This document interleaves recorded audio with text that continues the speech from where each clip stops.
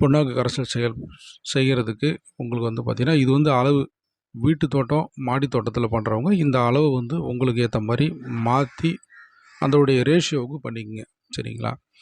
200 litre பேரலுக்கு 20 kilo புண்ணாக்கு. சரிங்களா? 20 kilo புண்ணாக்கு, 2 கிலோ நாட்டு வெல்லம். இதுதான் அளவு. மீதி அந்த பேரல் முழுக்க தண்ணி. சரிங்களா? இதில் நான் பயன்படுத்துகிற முறை வந்து பார்த்திங்கன்னா, கலப்பு உரங்கள், கலப்பு புண்ணாக்குகள் பயன்படுத்திக்கிறேன். கலப்பு புண்ணாக்குன்னும் போது வேப்பம் புண்ணாக்கை தவிர்த்து, சரிங்களா, வேப்பம் புண்ணாக்கை தவிர்த்து மீதி எல்லா புண்ணாக்கும் நான் பயன்படுத்துகிறேன். இதில் வந்து பார்த்திங்கன்னா, முத்துக்கொட்டை புண்ணாக்கு, இலுப்பை புண்ணாக்கு, மலட்டை புண்ணாக்கு, எள்ளு புண்ணாக்கு.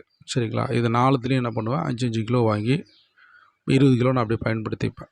உங்களுக்கு ரிசல்ட் பெஸ்ட்டாக வரணும் அப்படின்னா மலட்டை புண்ணாக்கு பயன்படுத்துங்க. நல்ல பெஸ்ட்டு ரிசல்ட் கிடைக்கிறதுக்கு மலட்டை புண்ணாக்கு தான். சரிங்களா? 20 கிலோ புண்ணாக்கு, 2 கிலோ நாட்டு சர்க்கரை இந்த தண்ணியில் போட்டு நல்லா கலக்கி விடணும். சரிங்களா? நல்லா கலக்கி விட்டுட்டு அதை என்ன பண்ணுங்கள், ஒரு நிழலான இடத்துல இருக்க மாதிரி வச்சுக்கோங்க. மேலே வந்து ஈக்கள் போய் உள்ளே உட்காராத அளவுக்கு ஒரு சாக்கு போட்டு மேலே கட்டிடுங்க. சரிங்களா? இது நீங்கள் செய்ய வேண்டிய தயாரிக்கிற முறை இதுதான். இதை நீங்கள் என்ன பண்ணணும், காலையில் சாயந்தரம் 2 வேளை நல்லா கிளறி விடணும். ஏன்னா புண்ணாக்கு வந்து கீழே போய் படிஞ்சிரும். நல்லா கிளறி விடணும். நீங்கள் கிளறுகிற பொருள் இருக்குது இல்லைங்களா, பைப்லேயோ குச்சியிலையோ கிளறுனீங்கன்னா அதை வந்து கழுவி வைக்கணும்.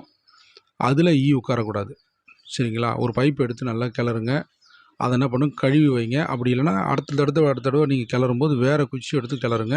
உள்ளே போச்சுன்னா முட்டை வச்சு உடனே புழு வச்சிரும். சரிங்களா? இந்த வாசனைக்கு. சரிங்களா? இது 4 நாள் இதை வந்து நீங்கள் நல்லா கிளறி விடணும். சரிங்களா? 4வது நாள் 4 நாள் கிளறி விட்டதுக்கு பிறகு இதை நீங்கள் என்ன பண்ணலாம், பயிர்களுக்கு வேர் வழியாக தான் இதை நீங்கள் வந்து முக்கியமாக கொடுக்கணும். நான் வேர் வழியாக கொடுத்து தான் ரிசல்ட்டு நல்லா எடுத்திருக்கேன். நீங்கள் இதை என்ன பண்ணுங்கள், 200 லிட்டரை வந்து 1 ஏக்கருக்கு போதுமான அளவு இது. சரிங்களா?